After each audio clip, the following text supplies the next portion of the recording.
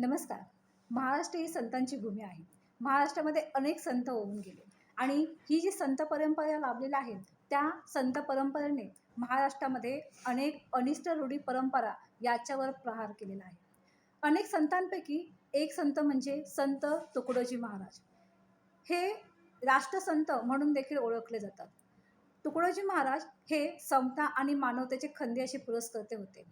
त्यांनी त्यांच्या ग्रामगीता या अभंगातून जातीभेद आणि धर्मभेद त्याचप्रमाणे पंथभेद यांच्यावर कडाडून टीका केलेली आहे. तर आपण आज त्यांचा एक अतिशय प्रसिद्ध असा अभंग पाहणार आहोत. तो अभंग आहे, करिता भेद असा देवाला न भेटसी तू मुळी.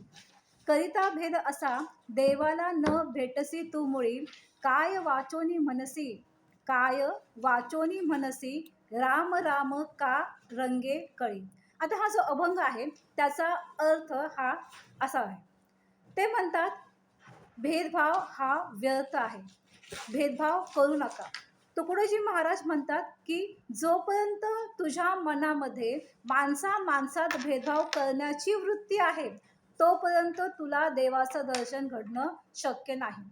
केवळ मुखाने राम राम जप करून काहीही साध्य होणार नाही, तर तुझे हृदय हे शुद्ध असणे महत्त्वाचे आहे.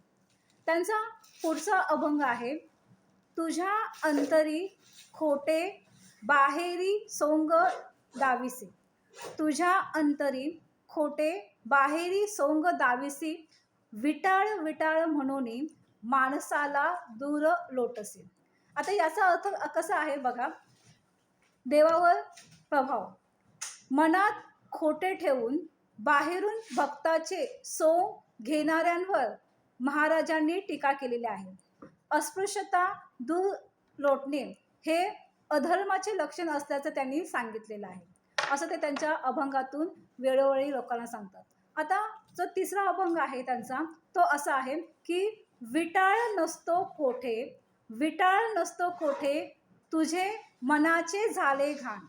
विटाळ नसतो कोठे, तुझे मनच झाले घाण, असं ते सांगतात. आणि त्याच्यानंतर पुढची अशी वेळ आहे, तुकड्या म्हणे संत जाणा सर्वा माझी नीच नारायण.